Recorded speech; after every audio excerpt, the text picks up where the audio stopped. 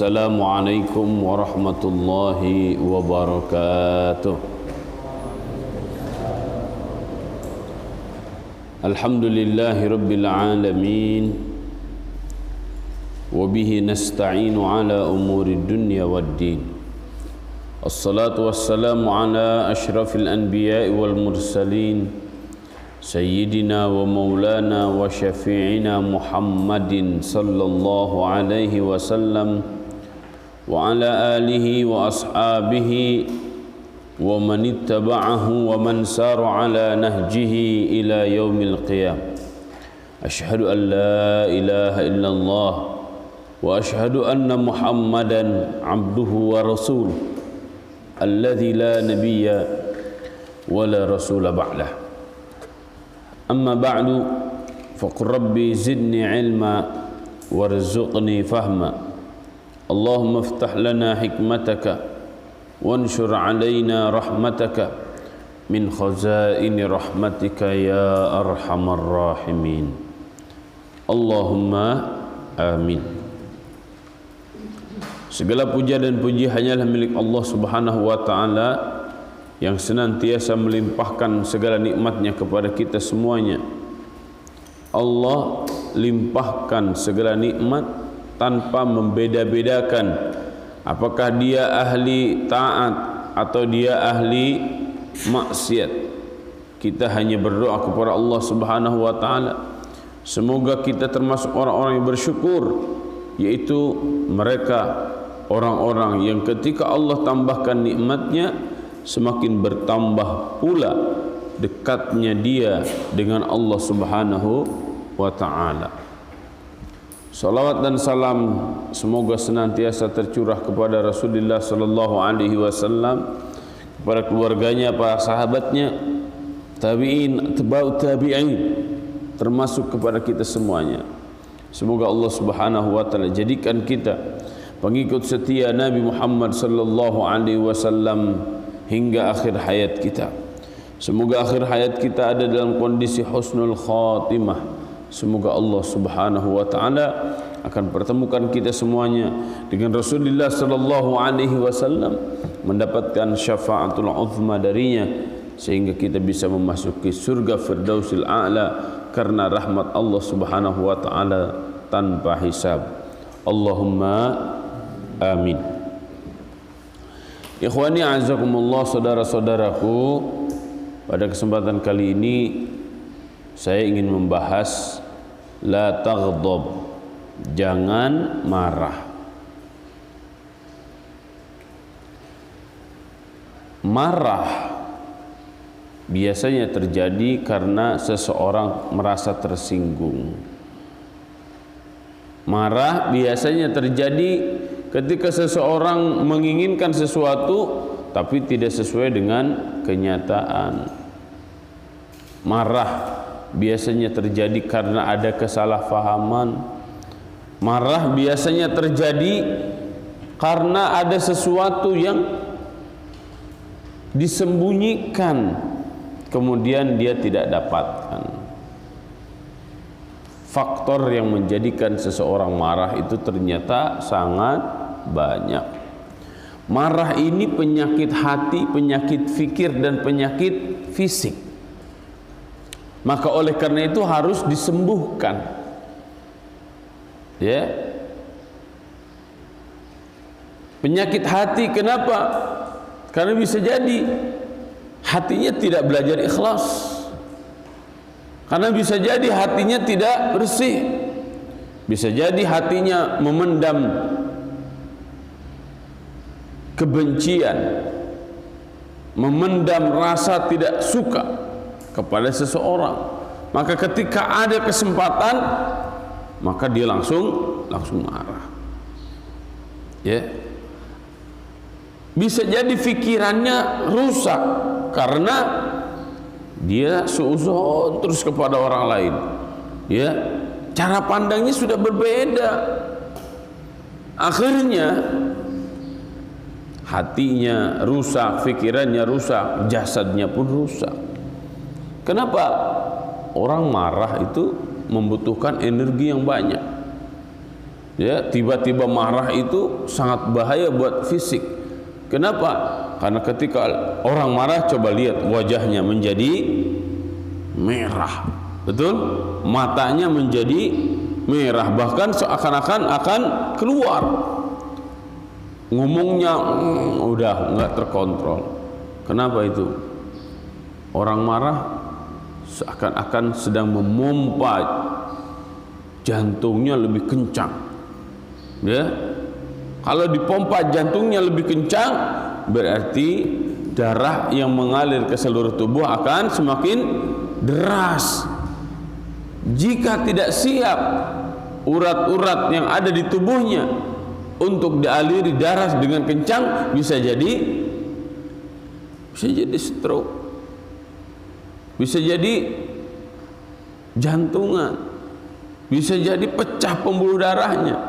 Nih, maka kata Nabi sallallahu alaihi wasallam mengingatkan kepada kita semuanya, la taghdab, jangan marah, dakhalal jannah, maka engkau akan masuk surga. Di dalam surat Ali Imran, Allah Subhanahu wa taala mengingatkan kepada kita semuanya akan hal ini, terutama surat Ali Imran ayat 132 dan 133 dan 134. A'udzu billahi minasyaitonir rajim. وسارعوا إلى مغفرة من ربكم وجنة عرضها السماوات والأرض أعدت للمتقين الذين ينفقون في السراء والضراء والكاظمين الغيظ والعافين عن الناس والله يحب المحسنين. وسارعوا, ayolah bersegera kalian semuanya, ila maghfiratin min rabbikum, menuju ampunan Tuhan kalian, wa jannatin, dan surga, arduha samawat, seluasnya seluas langit, wal ardu, dan bumi, uiddat lil muttaqin, surga itu telah disiapkan oleh Allah Subhanahu wa taala bagi mereka orang-orang yang bertakwa. Siapa orang bertakwa? Apa tanda-tanda ketakwaan? Maka dalam ayat ini Allah Subhanahu wa taala menyebutkan banyak hal. Siapa sebenarnya orang bertakwa? Apa ciri-ciri orang bertakwa? Nah, di antara ciri-ciri orang bertakwa adalah pertama, alladzina yunfiquna fi sarra'i wad dharra. Mereka sangat senang, sangat suka mengeluarkan hartanya, infak di jalan Allah Subhanahu wa taala dengan tanpa melihat situasi dan kondisi. Mau lagi senang, mau lagi susah, mau lagi banyak uang, mau sedikit uang, mereka senantiasa berinfak di jalan Allah Subhanahu wa taala. Kenapa? Ini kesadaran yang sangat luar biasa. Ya, untuk membantu orang lain di luar kita, artinya sangat peduli. Orang bertakwa memiliki kepedulian tingkat tinggi kepada manusia-manusia di sekitarnya atau kepada makhluk-makhluk yang lainnya. Infak menunjukkan kepedulian. Yang kedua adalah wal kaziminal ghaidha.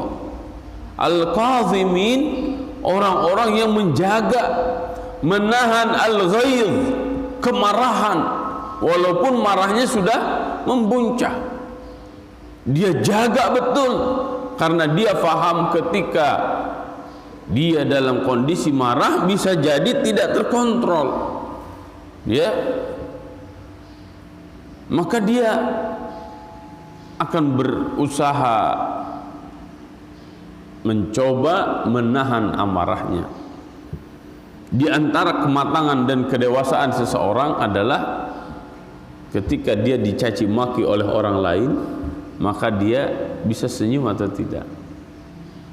Ya, ketika dia dicaci maki, Contoh ilmi, dicaci maki oleh orang lain, bisa tidak dia tersenyum, atau justru dia balik hajar. Ya, ini hati-hati nih, menahan amarah. Tidak marah itu ternyata diantara tanda orang-orang bertakwa. Bukan berarti orang bertakwa itu tidak bisa marah, bukan. Bisa dia marah, tapi kemarahannya dia jaga. Bukan untuk memarahi seseorang, apalagi sampai berantem, santri dengan santri yang lain berantem, rendah. Kualitas keimanannya sangat rendah. Ya. Santri dengan santri, pelajar dengan pelajar sampai pada tawuran, rendah kualitas ilmunya, rendah kualitas imannya. Kenapa? Jikapun ada masalah, jangan diselesaikan secara brutal. Ya, ini termasuk para pejabat atau siapa saja. Jangan sampai karena ketidaksukaan menjadi marah, menjadi menghilangkan nyawa orang. Ya, dosa luar biasa.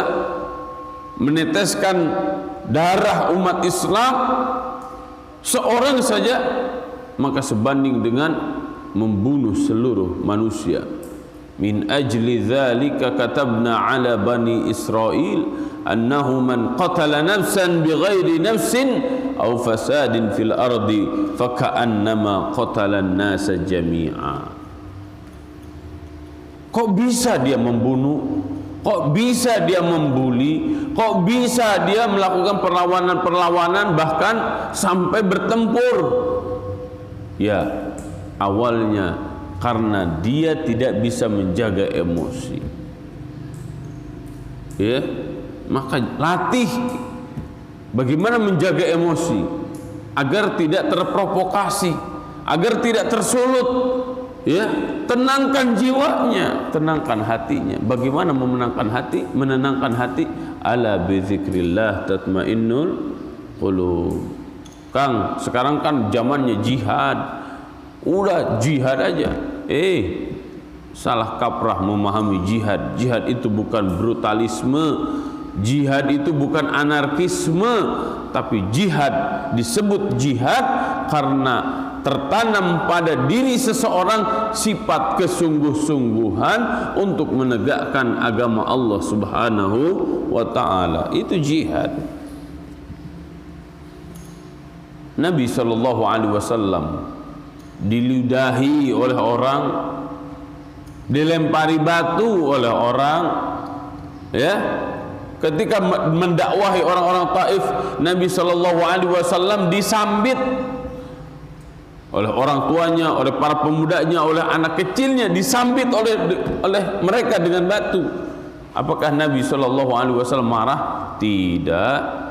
Bahkan justru Nabi SAW mendoakan mereka, Allahumma hdi qaumi innahum qaumun la ya'lamun. Ya Allah, berikan hidayah kepada kaumku, ya Allah, karena sesungguhnya mereka ini orang-orang yang enggak ngerti, ya Allah. Maka oleh karena itu berikan hidayah kepada mereka. Nabi SAW apakah marah ketika Arab Badui datang kepada Nabi SAW yang sedang berada di masjid, kemudian orang Badui itu langsung kencing? Ini kalau ada orang datang tiba-tiba langsung kencing di dalam masjid, apa reaksi kalian? Dodet. Ya, mungkin kita marah semarah-marahnya, tapi ternyata Nabi SAW melarang para sahabatnya untuk marah. Udah diemin aja dulu, biarin aja dulu. Kita tunggu sampai selesai kencingnya. Setelah itu ditanya, Anda mau apa? Bla bla bla bla, dan selanjutnya. Nabi SAW tidak marah. Bahkan Nabi SAW ketika hijrah dikejar terus menerus oleh Suraqah. Ya, sampai Suraqah itu ambles lagi kudanya sampai 3 kali. Apakah Nabi SAW marah kepada Suraqah? Tidak. Malah justru di hati Nabi SAW ada kasih sayang yang sangat luar biasa. Azizun alaikum bil mu'minina raufur rahim. Kasih sayang lemah lembut yang ada di jiwa Nabi Muhammad sallallahu alaihi wasallam untuk seluruh kaum muslimin. Maka jaga oleh kita semuanya, jangan sampai kita mudah terprovokasi, jangan sampai kita mudah marah. Karena ketika kita marah rugi kita. Kita sesama umat Islam, kita sesama anak bangsa harus menjaga, saling menjaga. Ya, asyidda wa 'alal kuffar ruhama bainahum. Tegas kepada orang-orang kafir, kepada orang-orang beriman, ruhama. Kita harus saling menyayangi, bukan saling cekcok, bukan saling berantem, ya, bukan saling gontok-gontokan, yang satu marah, yang satu lagi marah. Ingat kita sesama umat Islam. Ingat kita mungkin ada kaitan darah, kita bersaudara.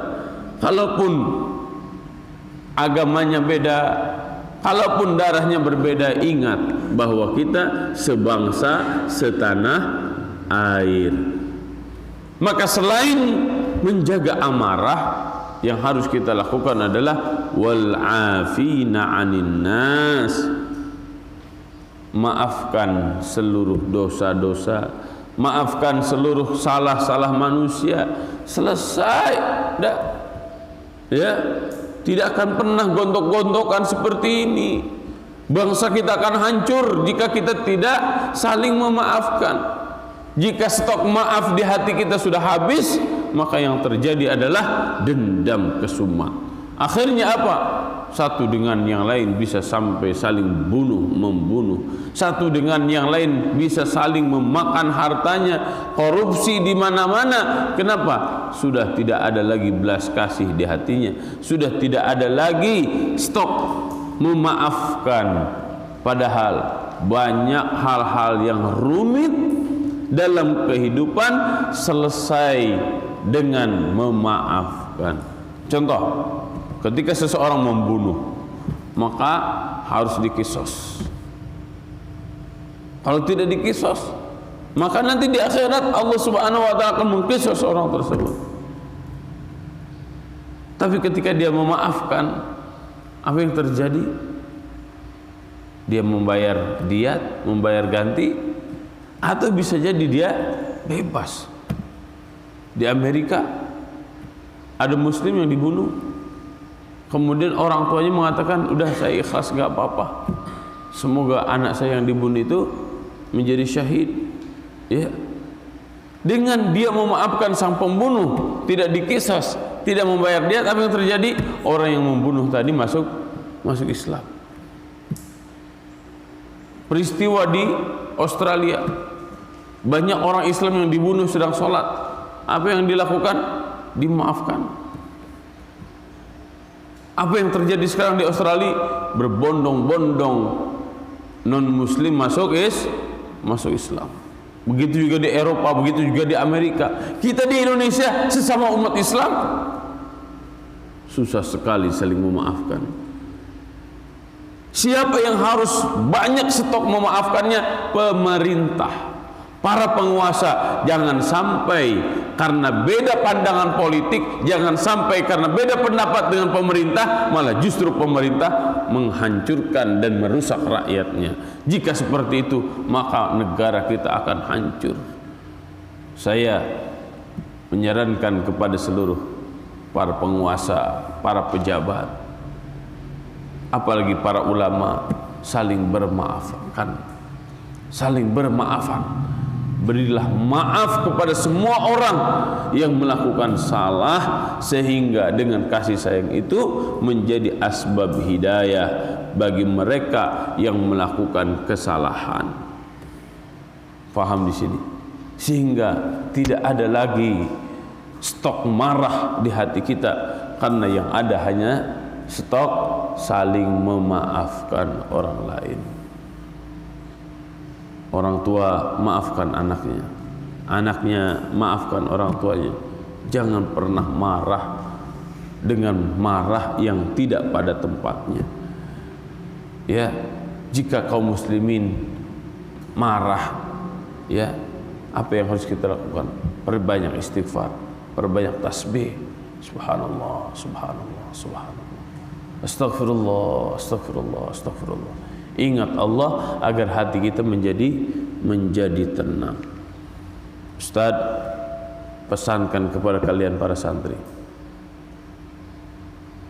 jangan pernah lagi gontok-gontokan, apalagi kalian sampai marah-marahan, apalagi kalian sampai berantem sesama santri. Jika seperti itu, maka hilang rahmat dan keberkahan dari Allah Subhanahu wa taala, dan kalian pun akan hilang ketenangan di pesantren. Kenapa? Karena kalian sesama kalian saling bermusuhan. Wal iyadzu billah, wal iyadzu billah, wal iyadzu billah. Tegakkan kasih sayang sesama kita. Asyidda'u 'alal kufar ruhama'u bainahum. Saling sayang menyayangi di antara kita. Hilangkan rasa marah, hilangkan rasa angkuh, karena kita adalah bersaudara, satu agama, satu pesantren, satu kampung, satu bangsa, satu negara.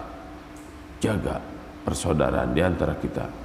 Mari kita jadikan pesantren sebagai miniatur peradaban yang semua orang akan merasakan rasa kasih sayang di antara kita semuanya. Ketika nanti kalian sudah keluar dari pesantren, maka tegakkan ini. Hindari sifat marah, tapi perbanyak sifat memaafkan dan menyayangi serta mengasihi orang lain. Agar apa? Agar rumah kita, lingkungan kita, bangsa dan negara kita senantiasa mendapatkan limpahan rahmat, kasih sayang dari Allah Subhanahu wa ta'ala. La taghdab walakal jannah. Jangan marah, maka surga layak bagimu. Orang yang tidak marah, orang yang menjaga amarahnya di dunia, dia mendapatkan ketakwaan, predikat takwa.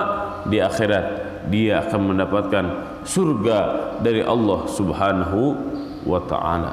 Semoga Allah Subhanahu wa ta'ala menjadikan kita semuanya orang-orang bertakwa sebenar-benarnya takwa, dan semoga Allah Subhanahu wa ta'ala menjadikan kita semuanya orang-orang yang sukses dan berkah, dan semoga kelak di akhirat kita semuanya bisa diperkenankan oleh Allah Subhanahu wa taala memasuki surga Firdausil A'la bighairi hisab. Allahumma amin. Wa sallallahu ala nabiyyina Muhammadin wa ala alihi wa ashabihi ajma'in. Wallahu a'lam bis-shawab. Wallahu al-muwaffiq ila aqwamit thariq. Wallahu ya'khudhu bi aydina ila ma fihi khairun lil Islam wal muslimin. Subhanakallahumma bihamdika nashhadu an la ilaha illa anta nastaghfiruka wa natubu ilaik. Wassalamualaikum warahmatullahi wabarakatuh.